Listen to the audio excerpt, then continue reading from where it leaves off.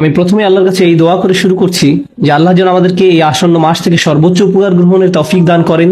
তিনি যেন এই মাসটিকে আমাদের সারা বছরের হেদায়েতের ও ক্ষমা পাওয়ার উৎসে পরিণত করেন।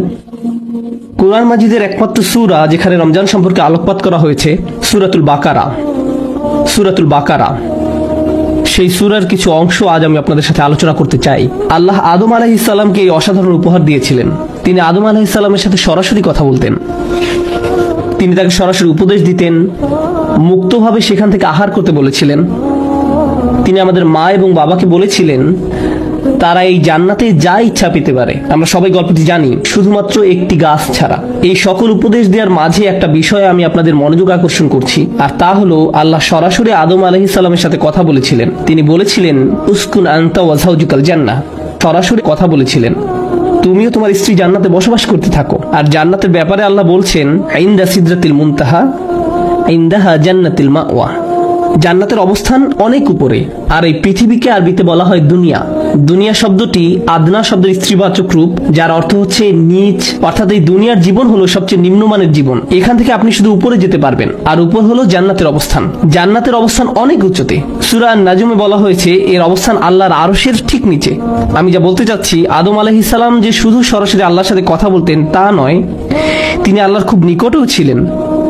জান্নাতের নিয়ামত শুধু গাছপালা আর খাবার দাবারের মাঝে সীমাবদ্ধ নয়, বরং জান্নাতের এক অপার বিস্ময়কর নিয়ামত হলো আল্লাহ সুবহানাহু ওয়া তাআলার সংস্পর্শ। এটি জান্নাতের সবচেয়ে অসাধারণ নিয়ামত। তারপরেও আদম আলাইহিস সালাম এক ভয়ঙ্কর ভুল করে ফেললেন। শয়তানের ওয়াসওয়াসা সফল হলো, ভুল কাজটা ঘটে গেল। অনেক মানুষ এখানে ভুল করে, তারা মনে করে যে এই কারণেই আদম আলাইহিস সালামকে শাস্তি হিসাবে দুনিয়াতে দেওয়া হয়েছিল।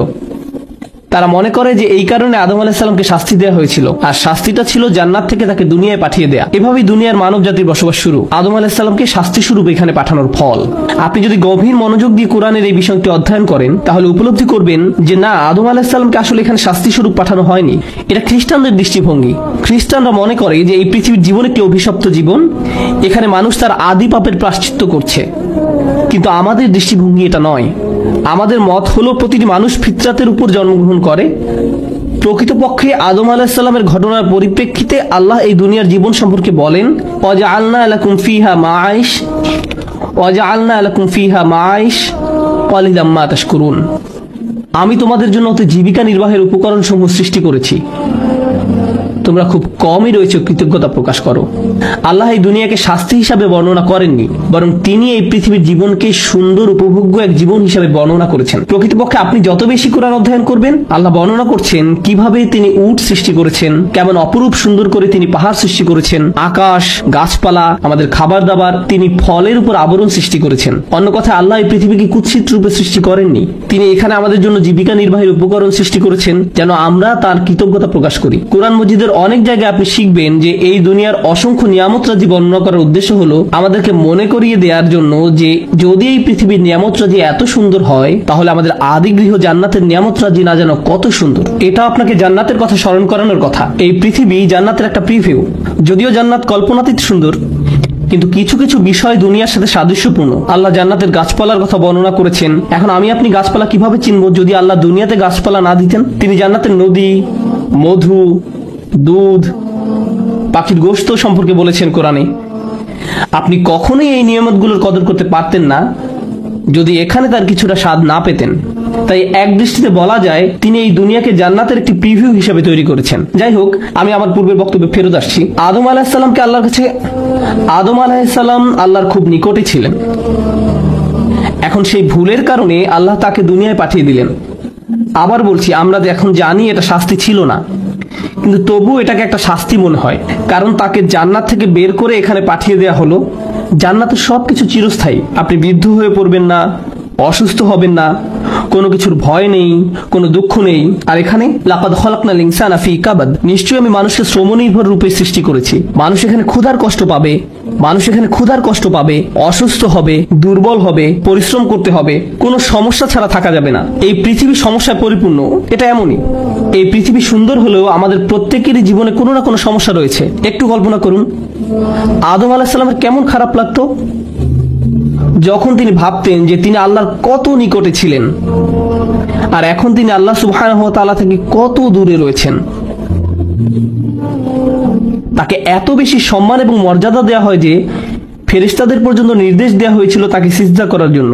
আর এখন তিনি এই পৃথিবীতে, যে আয়াতে তাকে পৃথিবীতে নেমে আসার জন্য বলা হয় ইহবিতু মিনহা জামিআ, এখানে আমাদের পিতা আদম আলাইহিস সালাম, মা হাওয়া আলাইহিস সালাম, ইবলিশ তিনজনকেই নিচে নেমে যাওয়ার জন্য বলা হয়। অর্থাৎ এখন আমাকে এই জায়গায় ইবলিশের সাথে শেয়ার করতে হবে। আমি ফেরেশতাদের সাথে থাকতাম, আর এখন ইবলিশ এবং তার চেলাচামুন্ডদের সাথে থাকতে হবে। আমার অবস্থানটা কেমন হয়ে গেল? এটা অপমানকর। তার উপর তিনি আল্লাহ আযজা ওয়া জাল্লা থেকে দূরে থাকার বেদনা অনুভব করতেন। আল্লাহ তাকে এভাবে পাঠিয়ে দেওয়ার সময় বললেন, তোমার এবং তোমার সন্তানদের কিন্তু আবার উপরে উঠে আসার সুযোগ রয়েছে। তাই আল্লাহ তাআলা তাকে বললেন, ফাইম্মা ইয়াতিয়ান্নাকুম মিন্নি হুদান ফামান তাবিআ হুদায়া ফালা খাউফুন আলাইহিম ওয়ালা হুম ইয়াহজানুন।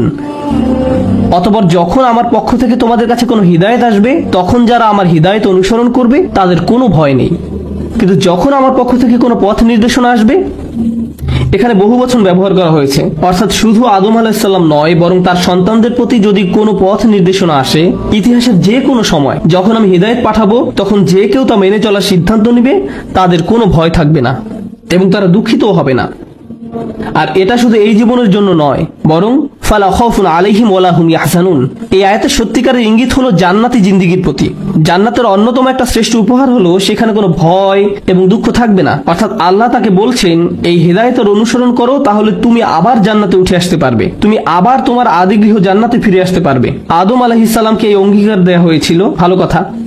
এভাবে ইতিহাসের পট পরিবর্তন হতে থাকে, শতাব্দীর পর শতাব্দী, একজন নবীর পর আরেকজন নবী, একজন নবীর পর আরেকজন, এভাবে অসংখ্য নবী এসে মানব জাতিকে আল্লাহর পথে ডাকতে থাকে। আদম আলাইহিস সালামকে দেওয়া প্রতিশ্রুতির বাস্তবায়ন হিসেবে নবীরা এভাবে মানব জাতিকে আল্লাহর পথে ডাকতে থাকেন। সেই নবীদের খুবই ক্ষুদ্র একটা সংখ্যার কথা আল্লাহ কোরআনে উল্লেখ করেছেন, অমিনহুম মান লাম নাকসুস আলাইক, এবং কারো কারো ঘটনা আমাদের কাছে বর্ণনাই করা হয়নি। এত বেশি সংখ্যক নবী এবং রাসূল পাঠানো হয়েছে যে অনেকের সম্পর্কে আমরা কিছুই জানি না। তো আল্লাহর এই প্রতিশ্রুতি অনুযায়ী হিদায়াত আসতে থাকে এবং অবশেষে তা চূড়ান্ত রূপ লাভ করে। আমাদের সবার জন্য সর্বশেষ রাসূল মুহাম্মদ সাল্লাল্লাহু আলাইহি সাল্লাম, তার নিকট পাঠানো হিদায়াতই হলো সর্বশেষ হিদায়াত। তো আল্লাহর এই প্রতিশ্রুতি অনুযায়ী হিদায়াত আসতে থাকে এবং অবশেষে তা চূড়ান্ত রূপ লাভ করে। আর সে হেদায়েত হলো কোরআন। আল্লাহ রাসূল সাল্লাল্লাহু আলাইহি ওয়াসাল্লামকে কোরআনকে খুব চমৎকার ভাবে বর্ণনা করেছেন।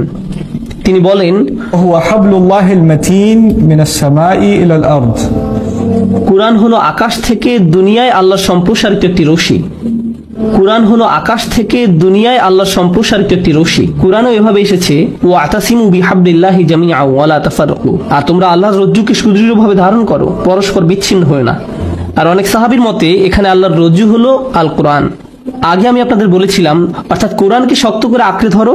এখন আমরা শিখছি যে আমাদের জন্য রশি ফেলা হয়েছে, আর এটা এমন রশি লা ইনফিসাম লাহা, যা ভেঙে যাওয়ার নয়, কোনো শিকলের সংযোগ ভাঙার মতো নয়। এটা সুদৃঢ়, ভঙ্গুর নয়।